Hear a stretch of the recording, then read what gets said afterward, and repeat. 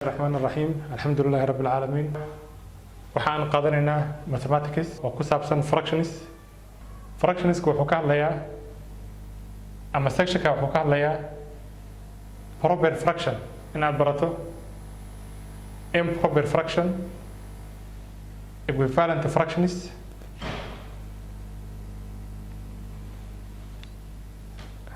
afar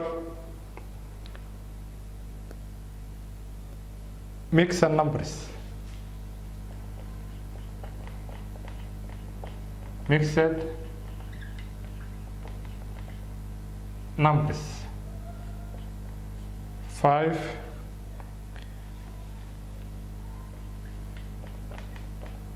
waxaan baranaynaa sida mixed numbers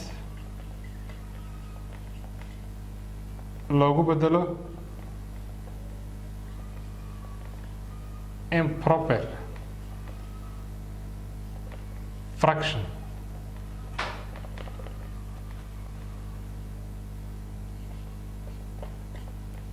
lix waxaan ka hadli doonaa oo kale improper fraction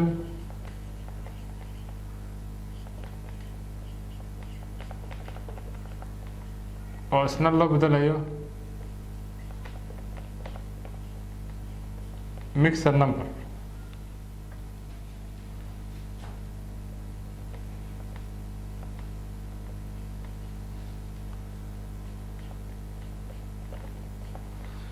toddoba waxaan ka hadlaynaa afarta operation: addition, subtraction, multiplication and division of fractions.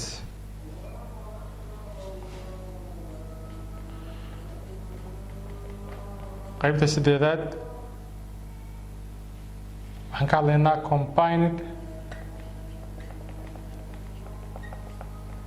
combined fractions oo ah afarta xisaabfallo oo hal su-aal ah laga yaabo in ay isku wada yimaadaan sidii calaamadahaas loo kala horreysiin lahaa ama sida loo maareyn karo calaamadahaas ayaan qaadan doonaa. sagaal qaybta sagaalaad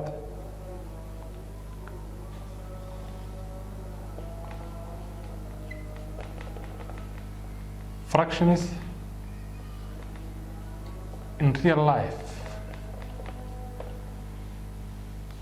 waa application of fractions ama problems ku saabsan fractions taabanaya markaas real life. marka hadda waxaan ku hormaraynaa marka qaybta ugu horeysa oo ah proper fraction. waxaan ka hadlaynaa proper fraction. waxaan naqaanaa kani waa fraction numberka sare waxaa lagu magacaabaa numerator, kan hoosena waxaa lagu magacaabaa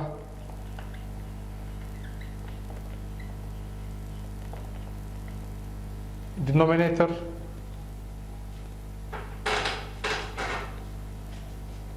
fractionna waxaan naqaanaa inuu yahay part of a whole. fraction waxaan dhihi karnaa waa part of a whole. siduu ku yahay part of a whole? kaba soo qaada hadda xabadaani sawirkaani wuxuu u taagan yahay xabad qara ah. waxaan u kala qaybinay afar qaybood.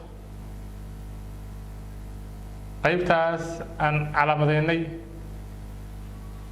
waxay u taagan tahay fraction ahaan 1 divided by 4 oo aan ka wadno xabadan qaraha inta aan la cunin ayaa 1 divided by 4 ah. saddexdii kale waa la cunay. marka fractionkani waa proper. wuxuu proper ku yahay waa wax maangal ah. haddii lagu yiraahdo qarahan afar meelood meel ayaan la cunin oo ka hadhay oo wax la fahmi karo.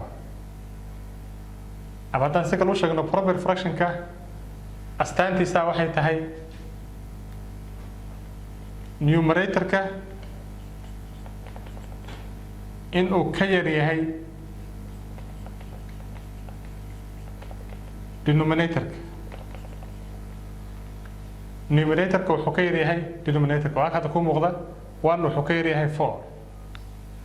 marka fractionka noocaas ayaa lagu magacaabaa proper fraction.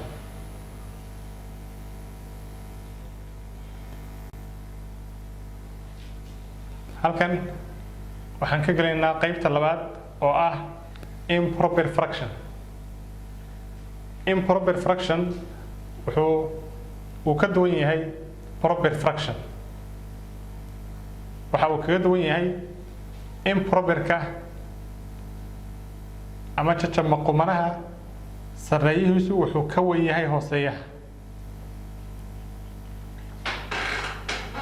numeratorka wuxuu ka wan yahay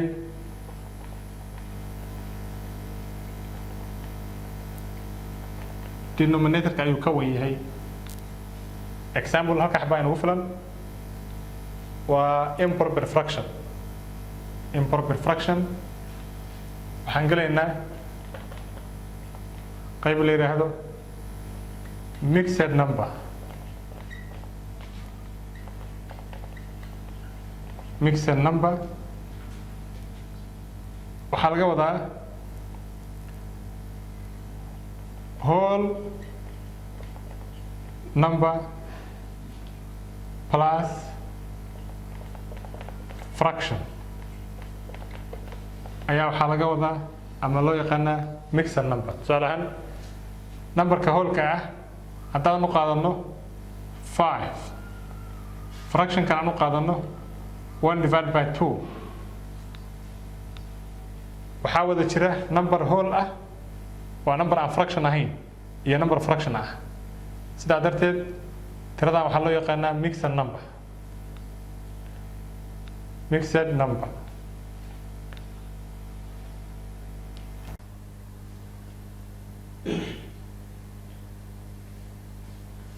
halka waxaan ka gelaynaa sida mixed number loogu bedelo improper fraction.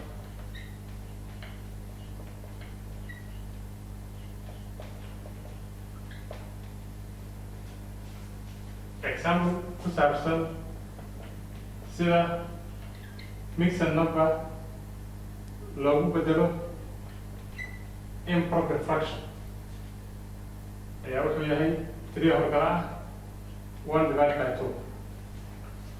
waxaan isku faraynaa hooseeyaha iyo horgalaha, then waxaan ku daraynaa 1 oo sareeyaha ah.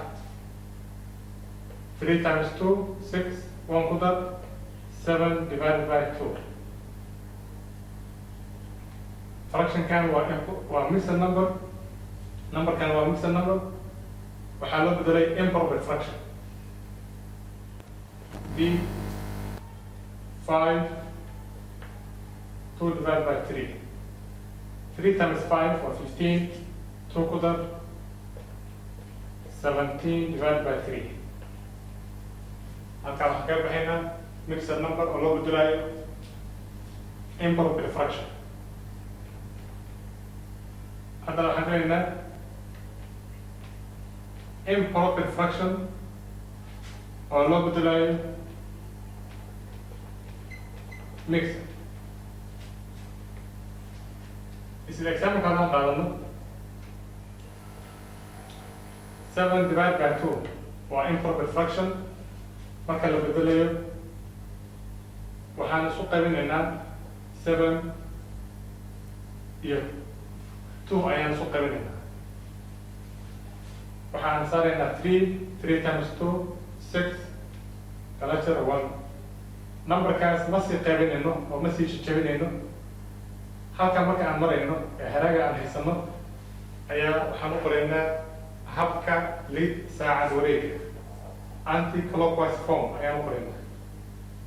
waxaan ka bilaabaynaa haraaga ayaan ka bilaabaynaa oo ah waxaan ka dhignay sarreeye xag uu soco 3gan waxaad ka dhigtaa horgale xag uu soco 2gan waxaa ka dhigtaa hooseeye marka 7 divided by 2 ayaa waxaan usoo celinay mixed number awal wuxuu ahaa improper fraction